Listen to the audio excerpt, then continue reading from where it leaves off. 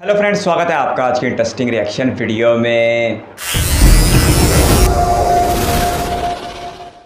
दोस्तों आज हम बात करेंगे पाकिस्तान ऑक्युपाइड कश्मीर और जम्मू कश्मीर के बारे में। आज की इस वीडियो में हम देखेंगे GDP, area, education, health and infrastructure में कौन आगे है, जम्मू कश्मीर या जबरदस्ती पाकिस्तान द्वारा ऑक्युपाइड किया हुआ कश्मीर। सबसे पहले बात करते हैं जीडीपी की। तो जम्मू और कश्मीर की जीडीपी है 22 बिलियन US$ और पाकिस्तान ऑक्युपाइड कश्मीर की जीडीपी है केवल 6.6 बिलियन डॉलर। जो देखा जाए तो जम्मू कश्मीर के आधा भी नहीं है। जीडीपी के बाद हम बात करते हैं एजुकेशन की, मतलब यूनिवर्सिटीज और कॉलेज की। तो आपको जानकर काफी गर्व होगा कि हमारे जम्मू और कश्मीर में 35 से ज्यादा कॉलेज और यूनिवर्सिटीज है, जबकि पाकिस्तान ऑक्युपाइड कश्मीर में केवल ये संख्या 6 है। अगर बात हम एयरपोर्ट की करें तो भारत के अभिनंग जम्मू कश्मीर में टोटल 4 एयरपोर्ट है और पाकिस्तान ऑक्युपाइड कश्मीर में उसके आधे केवल 2। एयरपोर्ट के बाद हम आते हैं हेल्थ सेंटर पर। आप जानकर हैरान हो जाओगे, जम्मू और कश्मीर में 2812 हॉस्पिटल है और पाकिस्तान ऑक्युपाइड कश्मीर में केवल 23। और पाकिस्तान ऑक्युपाइड कश्मीर में हर साल काफी लोग हेल्थ सुविधाओं की कमी के चलते अपनी जान गंवा बैठते हैं। पाकिस्तान ऑक्युपाइड कश्मीर में रोड्स की हालत भी काफी खराब है, जबकि जम्मू कश्मीर में भारत सरकार ने 13.33 बिलियन US$ का बजट पास किया है ताकि जम्मू कश्मीर में बड़े infrastructure project, health, education, employment पर काम किया जा सके। जम्मू कश्मीर में 4 से ज्यादा नेशनल हाईवे है और 10 से ज्यादा नई सड़कों पर काम चल रहा है। दिल्ली अमृतसर से लेके जम्मू के कटरा तक ग्रीनफील्ड एक्सप्रेसवे भी भारत सरकार के द्वारा यहाँ बनाया जा रहा है। सिर्फ रोड नहीं बल्कि बड़े बड़े टनल का निर्माण भी भारत सरकार के द्वारा जम्मू कश्मीर में पिछले कुछ सालों में कराया गया है। जम्मू कश्मीर के इंफ्रा की बात यहीं खत्म नहीं होती, बल्कि जम्मू कश्मीर में दुनिया का highest 1315 metre long railway bridge भी रिवर चेनाब पर बनाया जा रहा है।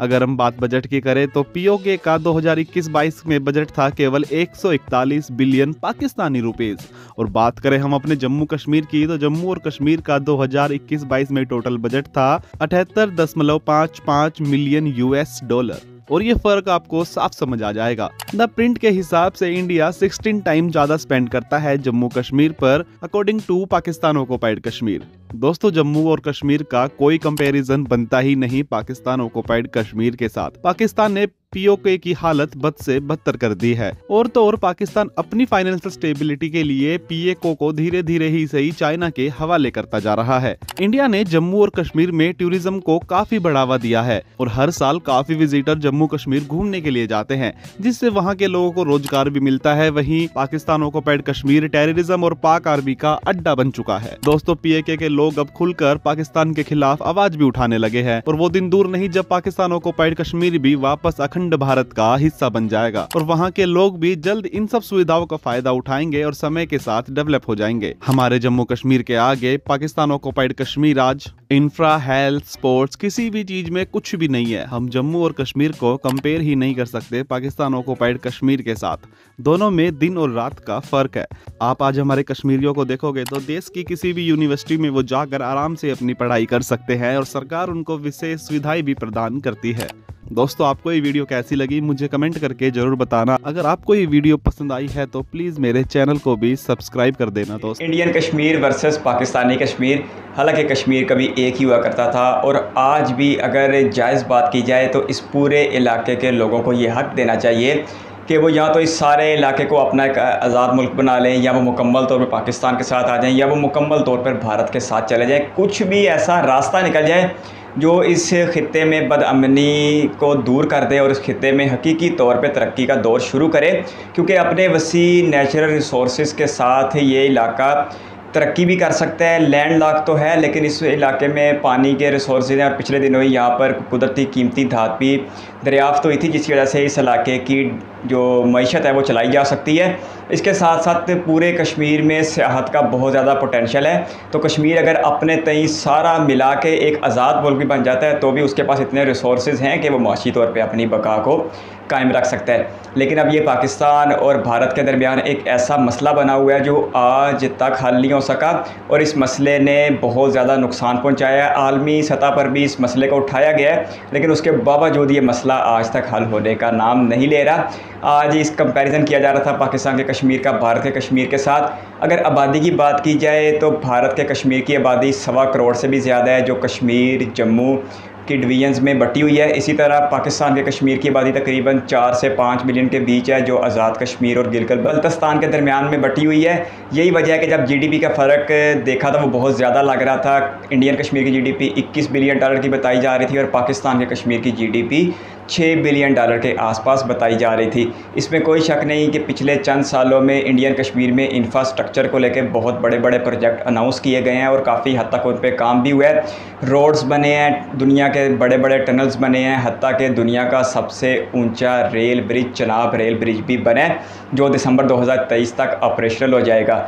यहाँ तक तो बात बिल्कुल ठीक है। लेकिन दूसरी तरफ जब से 5 अगस्त 2019 से भारत की वफाकी हुकूमत ने कश्मीर की खसूसी हैसियत को ख़त्म किया है, उस वक़्त से यहाँ पर हालात बहुत ज़्यादा ख़राब चले आ रहे हैं और यहाँ की जमहूरियत अब जमहूरियत नहीं रही, क्योंकि इंडिया के कश्मीर में आज भी कोई मुंतखब रियासती हुकूमत नहीं है, असम्बली नहीं है और इसके साथ साथ वहाँ पर गवर्नर राज नाफिज है और सदारती निज़ाम के ज़रिए बराह रास्त इस इलाके को कंट्रोल करने की कोशिश की जा रही है, जो पिछले 4 सालों से मुसलसल नाकाम दिखाई दे रही है। तो किसी तौर भी नहीं लगता कि कश्मीरी भारत की वफाकी हुकूमत के इस फ़ैसले को इतनी आसानी से मान लेंगे, क्योंकि भारत की सुप्रीम कोर्ट में अब कश्मीर की खसूसी हैसियत के केस को ख़त्म करने का जो है वो प्रोसीजर शुरू कर दिया गया है और 4 साल की ताख़ीर के बाद से इस केस के ऊपर समाअत शुरू हो चुकी है। पिछले दिनों जब समाअत हुई थी तो मोदी सरकार ने अपनी वजूहात पेश की थी, जिस वजूहात की बना पर कश्मीर की खसूसी हैसियत को ख़त्म करके उसे एक यूटी बनाया गया था। लेकिन इतलात आ रही हैं कि भारतीय सुप्रीम कोर्ट ने उन वजूहात को मुस्तरद कर दिया है और ये केस अब कश्मीरियों के हक़ में जाता हुआ दिखाई दे रहा है। लेकिन अभी ये बात करना बहुत ही कबलज़ वक्त होगी। भारतीय सुप्रीम कोर्ट की तरफ से कहा जा रहा है कि रोज़ाना की बुनियाद के ऊपर इस केस पर समाअत की जाएगी और बहुत जल्द इसे किसी मंतकी अंजाम तक भी पहुंचाया जाएगा। तो देखते हैं कि कश्मीर का ये ऊँट किस करवट बैठता है।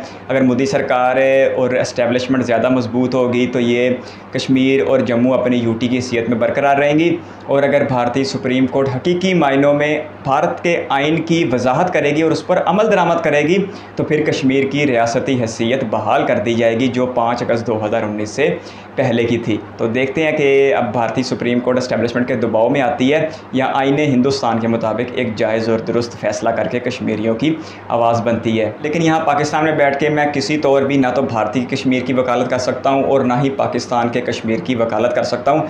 मेरा पहले दिन से इस बात के ऊपर बहुत ही सीधा और साफ सा मौक़िफ़ है, और वो ये है कि कश्मीर ना पाकिस्तान का ना कश्मीर हिंदुस्तान का, कश्मीर कश्मीरियों का है और ये उनके हवाले कर देना चाहिए और फिर वो जो चाहें उस फ़ैसले को मनोअन कबूल कर लेना चाहिए। यही एक जायज़ बात है। ताकत के ज़ोर पे ना तो पाकिस्तान पूरे कश्मीर को हासिल कर सकता है और ना ही हिंदुस्तान पूरे कश्मीर को हासिल कर सकता है। फिर ऐसी तीसरी सूरत हाल में फ़ायदा उठा रहा है चाइना, जो इस इलाके में अपना असर और रसूख बढ़ा रहा है और पाकिस्तान और भारत के दरमियान एक खलीज का बाइस बन रहा है। लेकिन अब पाकिस्तान की मजबूरी भी जायज़ है, क्योंकि भारत जिस तरह के इक़दाम मकबूजा कश्मीर में कर रहे हैं, तो पाकिस्तान को जवाब में ऐसे इक़दाम करना नागुज़ीर हो गए हैं जो भारत के इस अमल को गैर मौसर साबित कर सकें।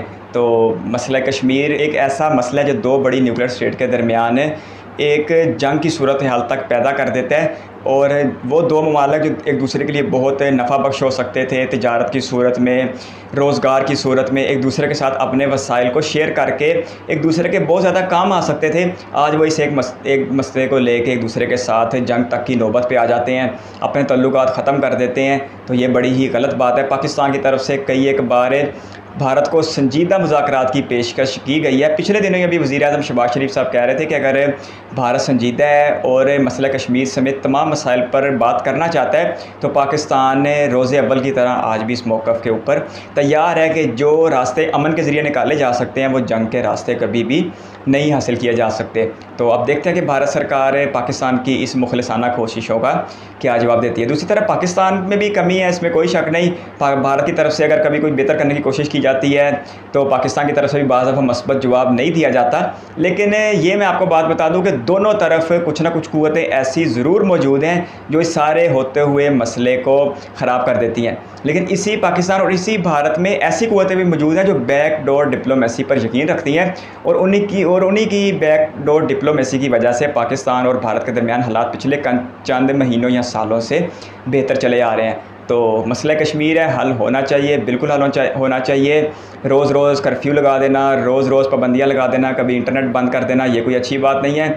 इसी तरह किसी को ताकत के ज़ोर पर मुसलसल दबाया नहीं जा सकता। भारत ने आज तकरीबन 6 लाख के करीब फ़ौज उस पूरी वादी में डिस्प्यूट की हुई है, जो उसकी पूरी आर्मी का तकरीबन 42% बनती है। तो इस तरह भारत के भी बहुत वसाइल उस एक आबादी को अपना कब्ज़ा करने के लिए ज़ाया हो रहे हैं। तो इसी तरह पाकिस्तान को भी वहाँ पर सिक्योरिटी खदशात की वजह से अच्छे खासे वसाइल खर्च करने पड़ते हैं। तो नुकसान उन्हीं लोगों का हो रहा है जिन लोगों को एक तकसीम कर दिया गया था और जिन लोगों को बिल्कुल मजबूर कर दिया गया था कि या वो उधर के हो जाएँ या वो इधर के हो जाएँ। आपके कीमती वक्त शुक्रिया इस वीडियो पे यहाँ तक बनने के लिए बहुत सारा धन्यवाद। चैनल पर फर्स्ट टाइम है तो सब्सक्राइब कर दो, बेल आइकन प्रेस कर दें। बहुत जल्द एक और इंटरेस्टिंग रिएक्शन वीडियो के साथ मिलेंगे, तब तक के लिए अपना बहुत सारा ख्याल रखिएगा। Bye bye.